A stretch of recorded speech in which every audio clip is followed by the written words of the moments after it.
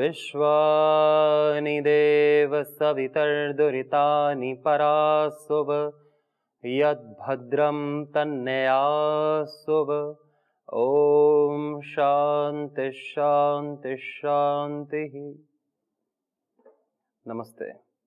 श्रीमद् भगवत गीता में अर्जुन ने भगवान कृष्ण से जब यह प्रश्न पूछा कि चंचलम ही मनः कृष्णः प्रमाथि बलवद दृढ़म् तस्याहम निग्रहम मन्ये वायुरिव सुदुष्करम, कि यह मन बड़ा चंचल है और इसे वश में करना जैसे वायु को वश में करने के बराबर है। सबसे कठिन, जैसे वायु को कोई वश में नहीं कर सकता कि वायु को कोई पकड़ ले, बाहर न जाने दे, तो मन तो वायु से भी सूक्ष्म है और मन तो वायु से भी ज्यादा गतिशील है।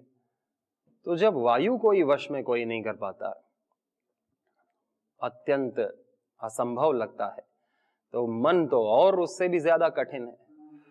तो कैसे मन को एकाग्र करके अभ्यास किया जाए, मन को शांत रखा जाए, मन को आप में लगाया जाए, कैसे ओमकार में या कोई भी साधना कैसे की जाए, क्योंकि हर साधना में मन की एकाग्रता चाहिए।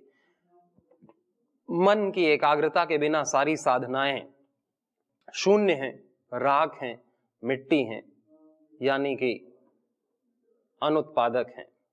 कोई भी साधना फलित नहीं हो सकती, सब व्यर्थ है।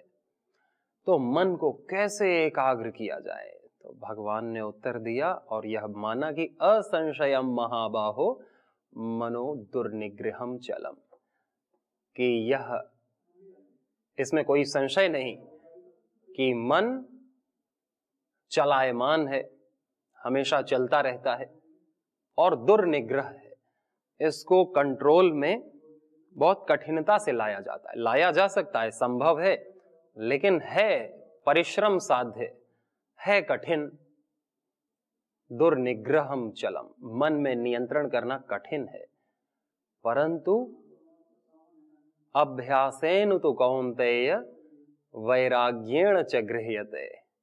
अभ्यास से और वैराग्य से इसका निग्रह किया जा सकता है, इसको व्यवस्थित किया जा सकता है, मन को सही दिशा में चलायमान किया जा सकता है। यह नहीं कि मन गलत दिशा में ही चलायमान होगा या मन किसी भी दिशा में चलायमान होगा। मन जड़ है, आत्मा का प्रकाश मन में आता है तो मन क्रियाशील हो जाता है। आत्मा की इच्छा से, आत्मा के प्रकाश से मन क्रियाशील होता है। जैसे ये हाथ तो जड़ है, लेकिन आत्मा के प्रकाश से ये हाथ क्रियाशील है और आत्मा के अनुशासन में ये हाथ चलता है। ये हाथ कभी अपने को मारता नहीं, ये हाथ कभी जहर उठा के खाता नहीं, ये गंदी चीज उठा करके शरीर में लगाता नहीं। ये हाथ तो सुन रहा है ना आत्मा के प्रकाश की। आत्मा के प्रकाश से बुद्धि भी काम कर रही है, आत्मा के प्रकाश से मन भी काम कर रहा है, सब कुछ आत्मा के प्रकाश से काम कर रहा है। और बुद्धि भी ठीक है और मन भी ठीक है, तो यह हाथ भी ठीक चलेगा। यह हाथ भी दान करेगा, भगवान की आज्ञा का पालन करेगा, सबकी सेवा करेगा, भगवान की स्तुति प्रार्थना उपासना यज्ञ करेगा, योग करेगा। इस हाथ से अच्छे काम होंगे। और यदि आत्मा का प्रकाश तो बुद्धि में है ही और बुद्धि को स्वतंत्रता है ज्ञान प्राप्त करने की, लेकिन बुद्धि अज्ञान प्राप्त करती है। बुद्धि बद्ध नहीं है कि बुद्धि में केवल ज्ञान ही ज्ञान आएगा, अज्ञान के लिए फायरवॉल लग जाएगा, यानी अज्ञान नहीं आ सकता। यदि हम ऐसा फायरवॉल या एंटीवायरस लगा सकें अज्ञान के लिए कि अज्ञान प्रवेश ना करे तो बहुत ही अच्छा है। लेकिन यदि किसी भी तरीके से पढ़ के, सुन के, देख के,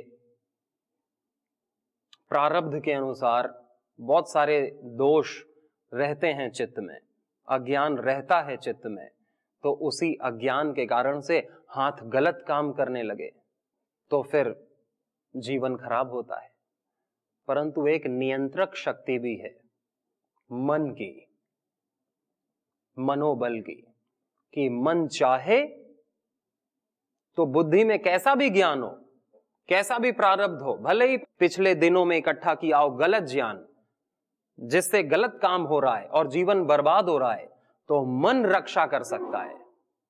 मन के पास भी स्वतंत्रता है सोचने की, विचार करने की, संकल्प करने की, संकल्प विकल्प करने की शक्ति मन के पास है।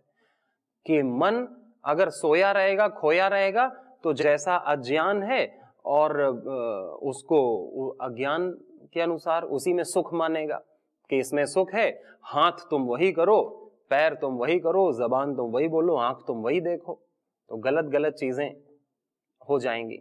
और यदि मन नियंत्रण में है, काबू में है, वश में है, मन अच्छा है, भला चंगा है, तो फिर अज्ञान की नहीं सुनेगा। मन किसकी सुनेगा?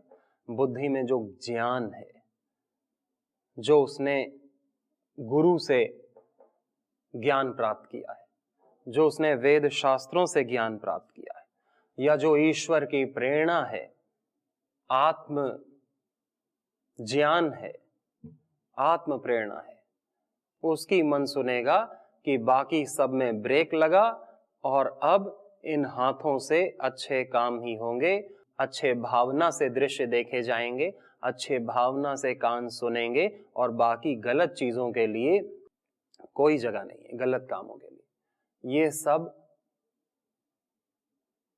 मन करता है और मन कभी सोता नहीं, मन हमेशा जागृत रहता है। हालांकि जब हम सो जाते हैं तब भी मन जागृत रहता है और मन 24 घंटे यह कर सकता है इस काम को, यदि मन नियंत्रण में है, आत्मा के अनुशासन में है तो। नहीं तो सोते हुए की तो बात दूर, जागते हुए भी मन दुखी रहता है, अवसाद में रहता है और गलत कर्मों में लिप्त रहता है और सांसारिक चंचलताओं में लिप्त रहता है, कामनाओं में व्यस्त रहता है और इन सारे बॉडी पार्ट्स को वहीं लगा के रखता है। क्योंकि मन तो सबका बॉस है, मन तो सबसे बड़ी तेज शक्ति है।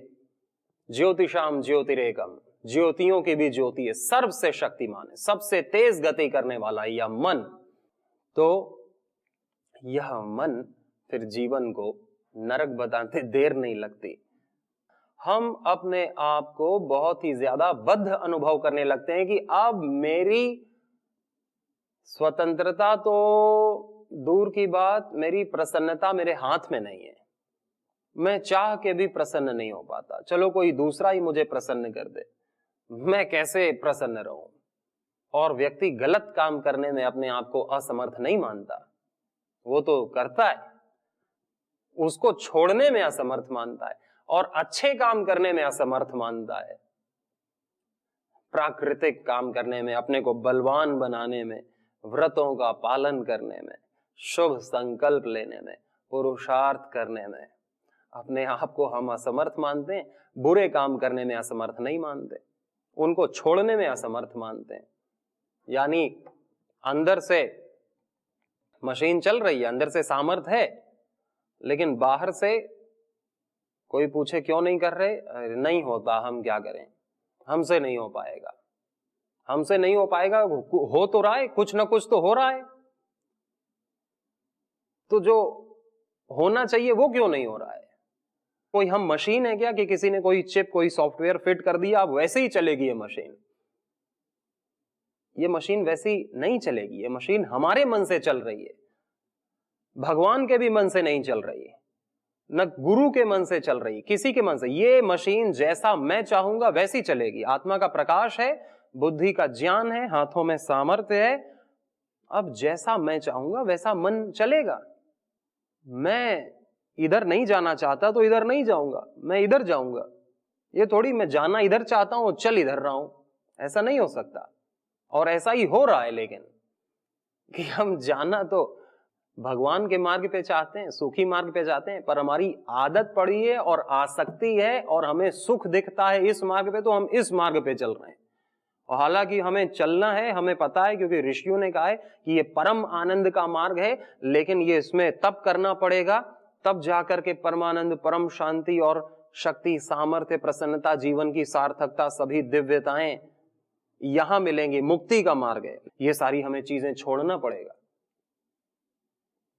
ये सारी चीजें, जो इधर दुख दिख रहा है, जो इधर सुख दिख रहा है, इन सारी चीजों को छोड़ने करके, कैसी भी परिस्थिति हो, कैसी भी मन स्थिति हो, हमें इधर चलना है।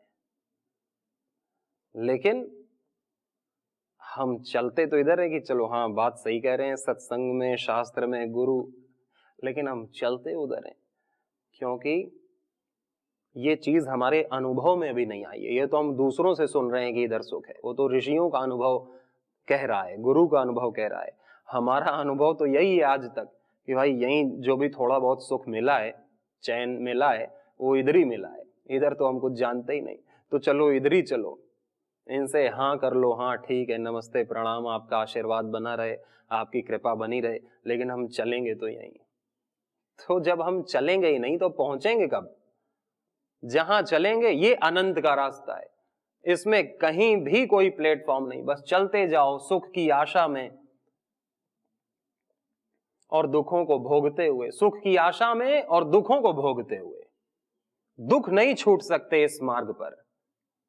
सांसारिक कामनाओं की, लालसाओं की पूर्ति के मार्ग पर सुख दिखेगा, लेकिन मिलेगा कभी नहीं, मिलेगा दुख, क्योंकि ये रास्ता ही हमें बता रहा है दुख से भरा हुआ कि इस पर चलना तुम्हारे लिए फालतू है और तुम क्यों चल रहे हो, दुख है। लेकिन हमारी बुद्धि में पत्थर पड़े रहते हैं कि हम अब जानबूझकर अपने जीवन को व्यर्थ करते हैं, समय, जवानी, ऊर्जा, धन सब व्यर्थ करके हम इस पथ पर चलते हैं।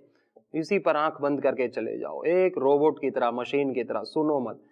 बाकी ईश्वर से प्रार्थना करते रहो हमारा जीवन सुधर जाए, गुरु से प्रार्थना करते रहो, शास्त्र का पाठ करते रहो और तीर्थ आदि करते रहो, लेकिन चलो इसी पथ पर, क्योंकि सुख इसी में दिख रहा है। हालांकि मिल दुख रहा है, लेकिन हम चले जा रहे हैं और कहीं पहुंच नहीं रहे।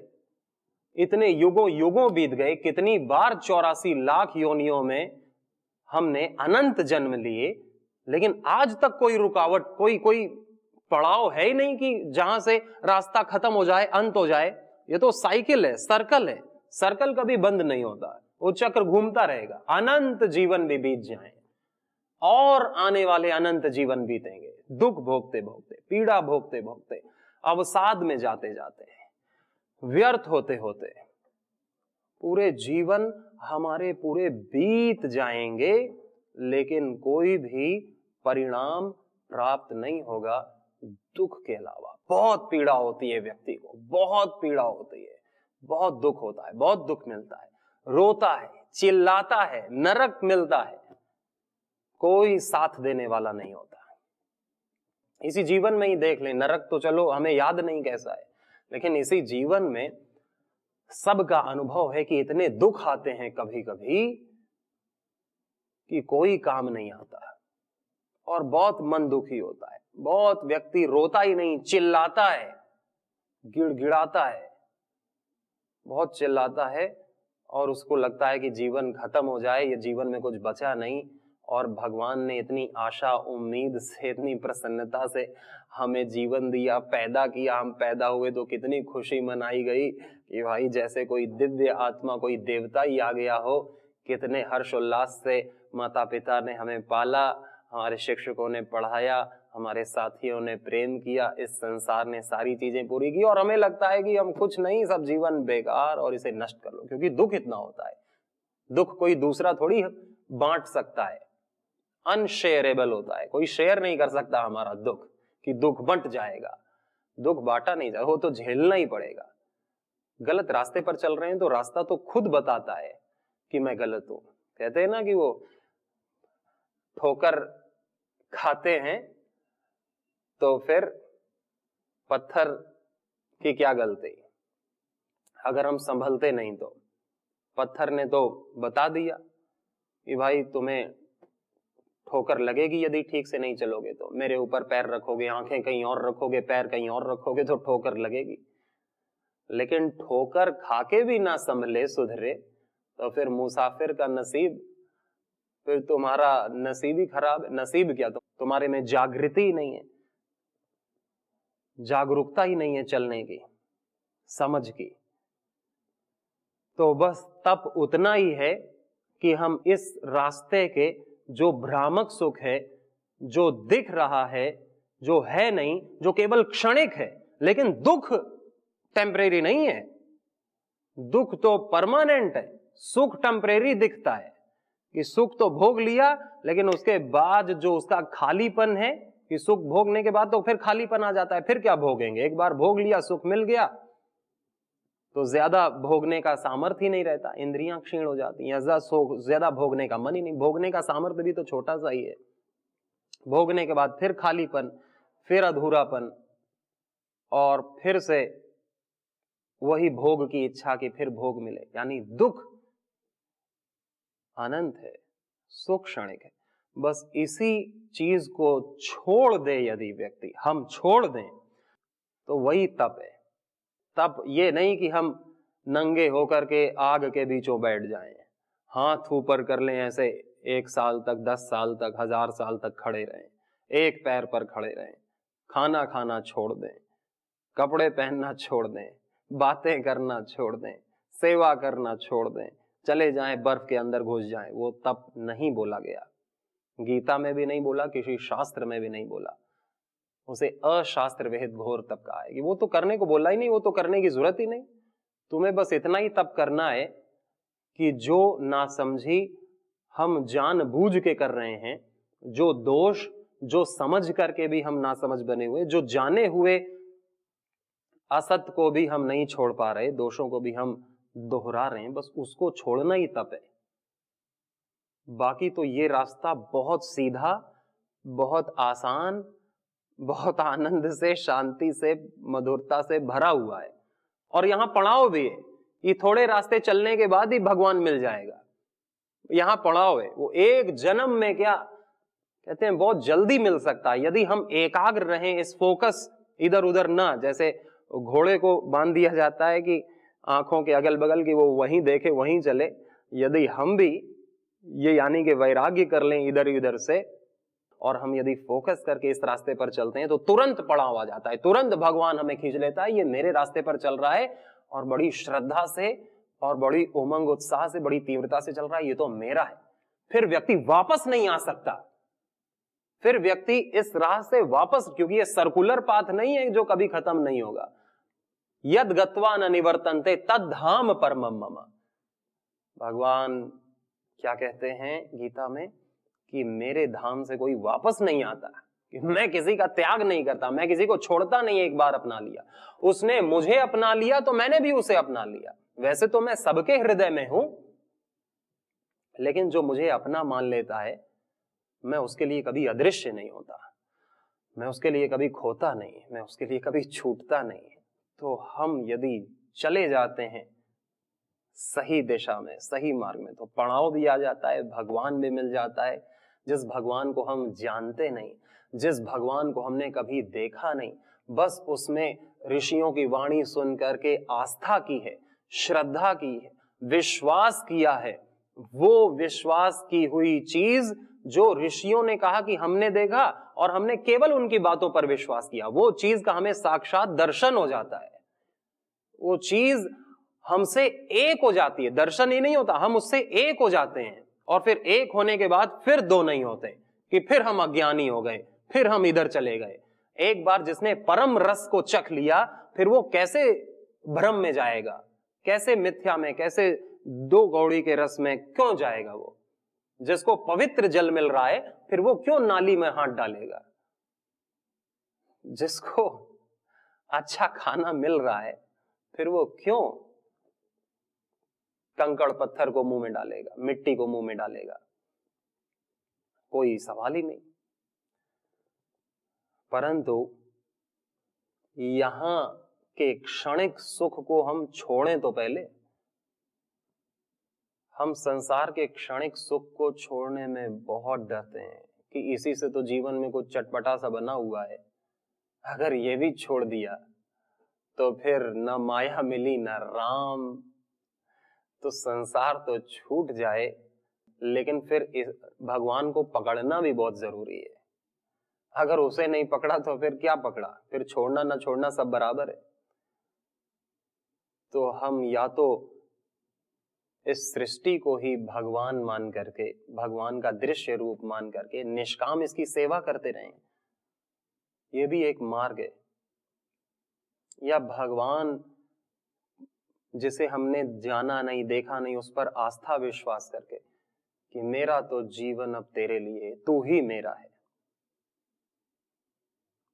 उसकी भक्ति में हम दुनिया के सारे रस छोड़ने को तैयार हो जाएं।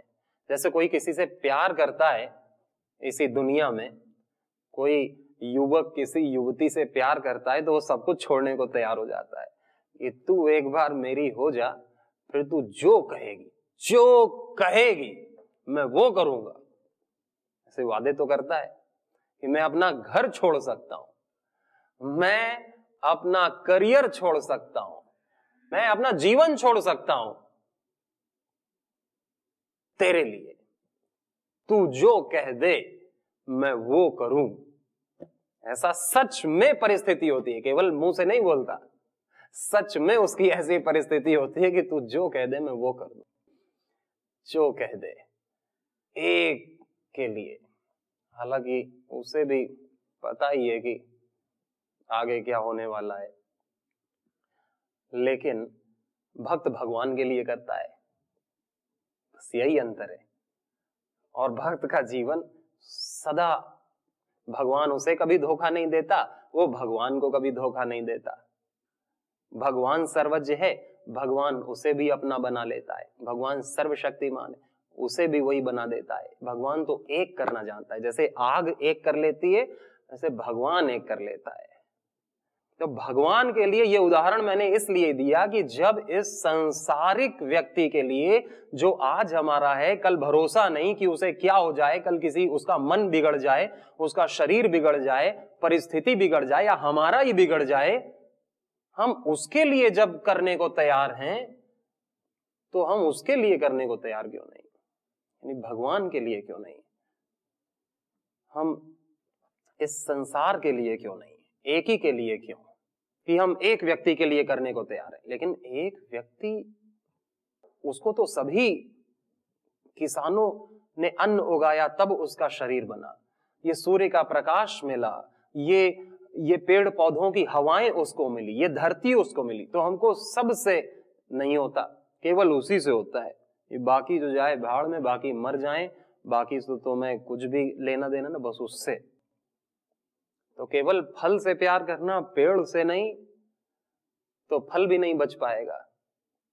कि पेड़ से द्वेष करना और फल से राग करना, प्रेम तो डिफरेंशिएट करता ही नहीं, प्रेम तो प्रेम है, वो तो निष्काम है और सबके लिए है। ये हवा हमको हवा इसलिए नहीं दे रही है कि हमारे बहुत पुण्य हैं या उसको करना ही करना है, ये प्रकृति हमसे प्रेम करती है इसलिए हमें हवा दे रही है, नहीं तो क्यों दे। मां है, ये धरती हमको चलने के लिए जगह दे रही है क्योंकि हमसे प्रेम करती है, नहीं कि हम बहुत बड़े कहीं के तोप हैं या हम बहुत पुण्य है हमारे, या धरती को करना ही उसकी बाउंडेशन है, नहीं करेगी तो क्या। वो प्रेम करती है हमसे, ये सारी सृष्टि हमसे प्रेम करती है। भाई प्रेम इधर से भी होना चाहिए। सृष्टि को तो लाभ हो रहा है क्योंकि वो तो प्रेम से भरी हुई है, हमको लाभ नहीं हो रहा क्योंकि हम सूखे हुए हैं, हमको केवल अपना सुख चाहिए। प्रेम में फिर सुख नहीं देखा जाता, प्रेम में तो व्यक्ति आग में बैठ के भी सुखी रहता है, प्रेम में व्यक्ति भूखा रह के भी सुखी होता है, प्रेम में व्यक्ति दुनिया को छोड़ करके भी सुखी रहता है, जीवन को त्याग करके भी, शरीर को मार करके भी सुखी रहता है, हंसते हंसते फांसी पर झूल जाता है। राष्ट्र प्रेम में, गुरु प्रेम में, ईश्वर के प्रेम में, लौकिक प्रेम में ही हम देखते हैं, लौकिक प्रेम में भी वो सब छोड़ के खुश रहता है कि मैंने क्या गलत किया, कुछ गलत नहीं किया। प्रेम में इतनी शक्ति है। प्रेम तो प्रेम है, लेकिन प्रेम फिर भेदभाव नहीं करता, प्रेम द्वेष नहीं रख सकता अपने मन में। हम ईश्वर के मार्ग पर चलें, उससे प्रेम करें और अपने मन को इस क्षणिक सुख से बचा करके रखें, यही हमारा तप है। अगर हम बच गए तो ईश्वर के प्रति आस्था फलदायी होगी। इसमें हम और चिंतन करेंगे और मनन करेंगे और इसे जीवन में निश्चित रूप से हम उतारेंगे ही। सभी को बहुत सारी शुभकामनाएं। नमस्ते।